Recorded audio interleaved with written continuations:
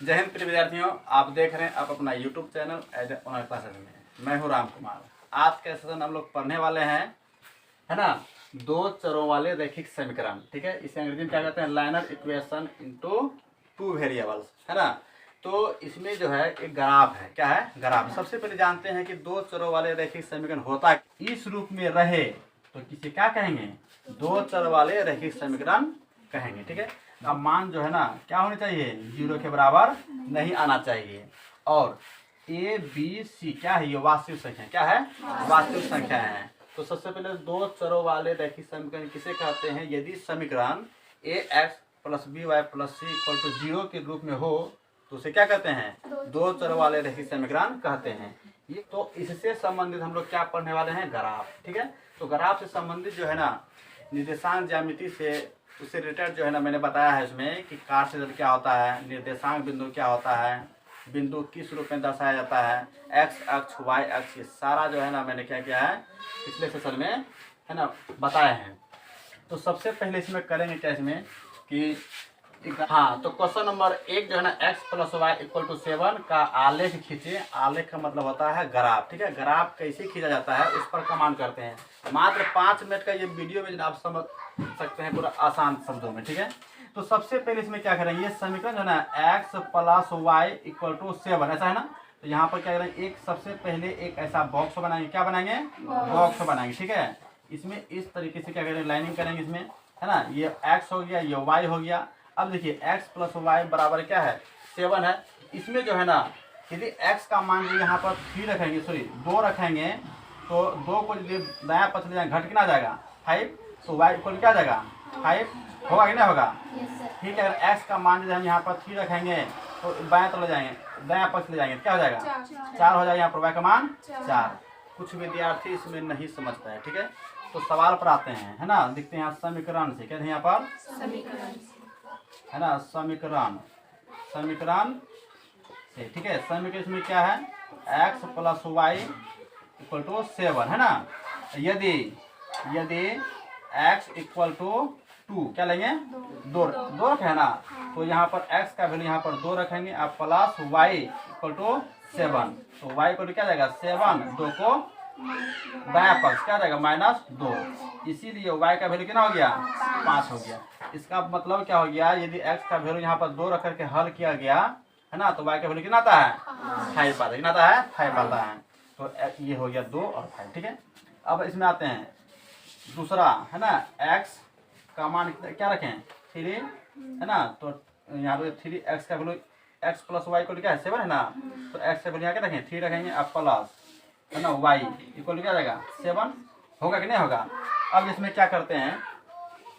y, है ना, equal क्या है? 7। इस 3 को क्या करेंगे? दाया पक्ष -3, इसीलिए y का वैल्यू क्या जाएगा? 4। ऐसा होगा नहीं?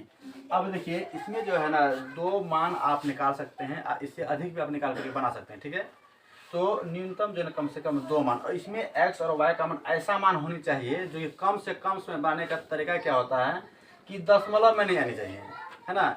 छोटा मान होना चाहिए और दशमलव में आना चाहिए।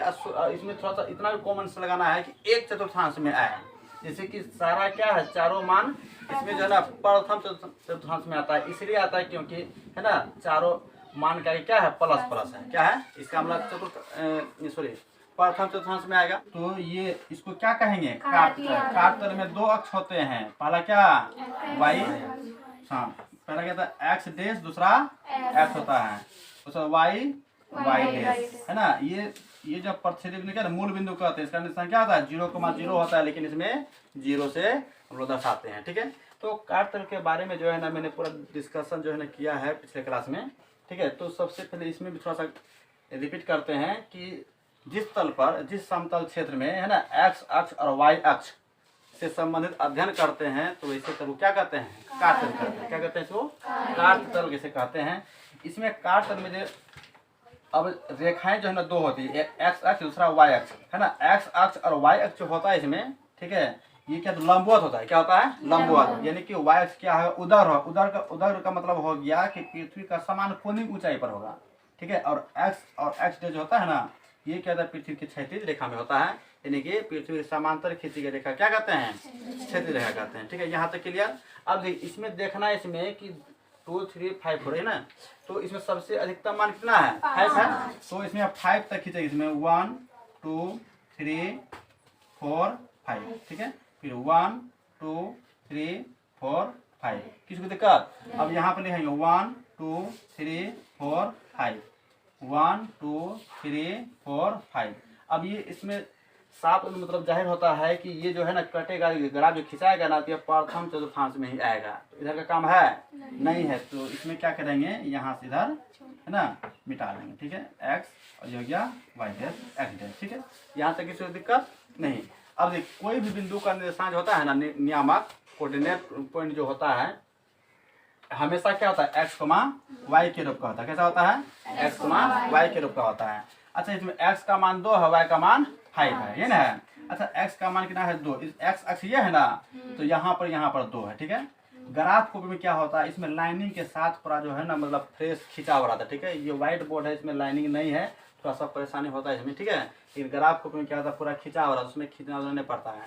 सिर्फ ये x अक्ष और y अक्ष और अंक को क्या करना है, दर्शाना पड़ता है। ठीक है, तो इसमें क्या है 2,5 है ना है, तो x अक्ष पर 2 ये हो गया कि नहीं, और y अक्ष पर कितना है 5 यहाँ पर है। तो ये लाइनिंग ग्राफ में रहता है। ठीक है, यहाँ पर खींचने की जरूरत नहीं है, ये इस तरह से यहाँ कटा कि नहीं, यहाँ लिखेंगे क्या 2,5 क्या लिखेंगे 2,5 लिखेंगे।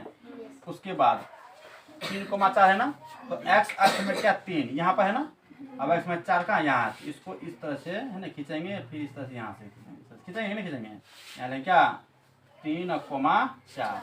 अब इसमें क्या करें, ये 2 बिंदु है ना, 2 बिंदु जो बना है, ये दोनों बिंदु क्या करेंगे, स्केल की सहायता से इस तरीके से है ना खींच देंगे, खींचेंगे। और खींचने के बाद यहाँ पर जो हम लिखेंगे, इसी समीकरण को लिखना है ना, x प्लस है ना y इक्वल टू 7। ये आपका सवाल बन गया। ठीक है, यदि इसमें अब सर कहेंगे सर इसमें बड़ा मान यदि आ जाए तो क्या करें, बड़ा मान आ जैसे मैं लिखा 2 के जगह 12 आ जाए, 5 के जगह यहाँ पर 25 आ जाए। ठीक है, 3 के जगह यहाँ पर 21 आ जाए, बड़ा मान यदि आ जाए ना, तो यहाँ पर क्या करेंगे, एक का अंतर डिफरेंस लिया है ना अंतर, इसमें क्या करेंगे 2 का अंतर लेंगे, उससे बड़ा मान आएगा 5 का अंतर लेंगे। यदि यहाँ पर 1 2 5 लिए इसमें एक अंतर में, ये 5 में 5 10 15 20 25 आ जाता है। इससे अधिक मान रहेगा तब 10 का अंतर लेंगे, 10 20 30 40 50। ठीक है, तो आता है ना आता है इसमें, तो जैसा मान रहेगा ना उस तरीके से क्या करें इसमें ग्राफ खींचेंगे। ठीक है, यदि आप लोग समझ गए तो इस वीडियो को ज़्यादा शेयर करें।